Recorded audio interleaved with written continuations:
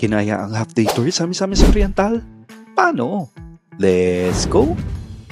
Biyaheng Manila papuntang Laguindingan Airport ng Misamis Oriental ang aming trip. Si Leo Francis ang bahala sa aming 4-day tour sa halagang 4,500 pesos. This includes transportation, tour guide at accommodation. At dahil magtatangalian ng makarating sa Misamis Oriental, ito na lang ang aming napasyalan na pwede mo ding puntahan on a half-day tour. Una, ang Divine Mercy Shrine sa Bayan ng El Salvador na may 50 feet replica ni Jesus. Puntahan ang City Museum ng Cagayan de Oro at sa labas lang neto ay ang Gaston Park. Magkape sa Lone Wolf Cafe. What you see on the outside is not what you get on the inside. Kada pintong buksan, may kakaibang ambience. Huwag kaligtaan ang Amaya View. It is a must-see sky destination when in Cagayan de Oro. May pool, garden, playground, zoo, at skywalk.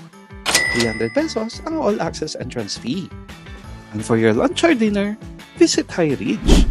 This is a premier destination for local food. For the win na crispy bagnat sinigang na talaga naman nagpabusog sa amin.